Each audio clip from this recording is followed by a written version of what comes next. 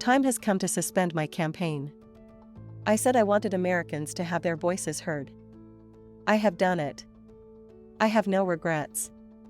And although I will no longer be a candidate, I will not stop using my voice for the things I believe in.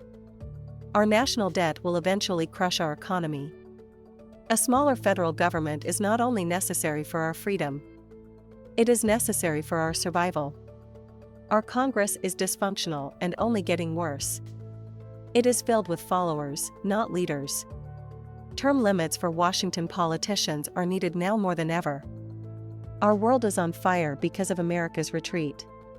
Standing by our allies in Ukraine, Israel, and Taiwan is a moral imperative, but it's also more than that. If we retreat further, there will be more war, not less. While we stand strong for the cause of freedom, we must bind together as Americans. We must turn away from the darkness of hatred and division. I will continue to promote all those values, as is the right of every American. I sought the honor of being your president. It is important, for the good of our country, that Joe Biden and I debate issues that are so vital to America and the American people. Therefore, I am calling for debates, anytime, anywhere, anyplace.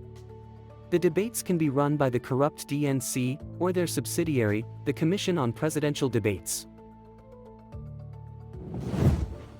Alabama works to foster a culture of life, and that certainly includes IVF.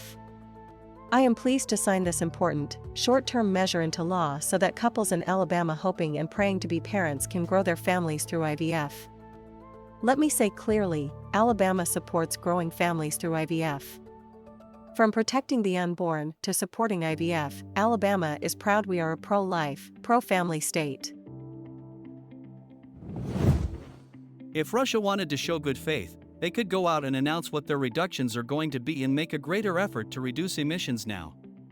Maybe that would open up the door for people to feel better about what Russia is choosing to do at this point in time. I believe that Russia has the ability to be able to make enormous changes if it really wanted to.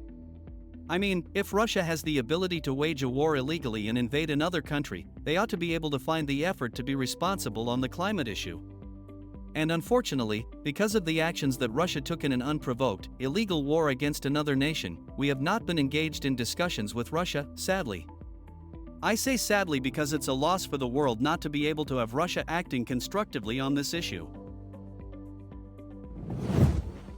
Former President Trump's actions preceding the riot were a disgraceful dereliction of duty. There was no question that Mr. Trump was practically and morally responsible for provoking the events of that day.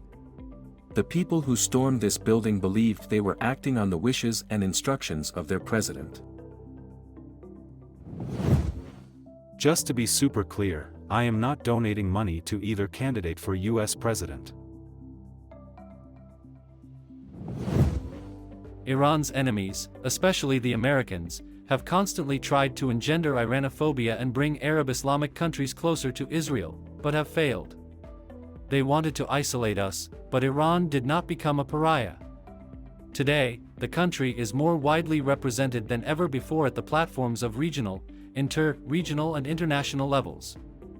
Attempts were made to normalize relations between Muslim countries and the Zionist regime in order to make it harmless, but even these actions failed to gain any results.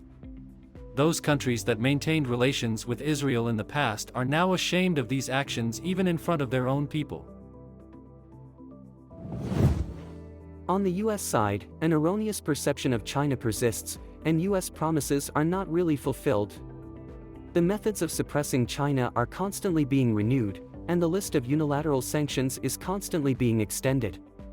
If the United States says one thing and does another, where is its credibility as a major country? If it gets jittery whenever it hears the word China, where is its confidence as a major country?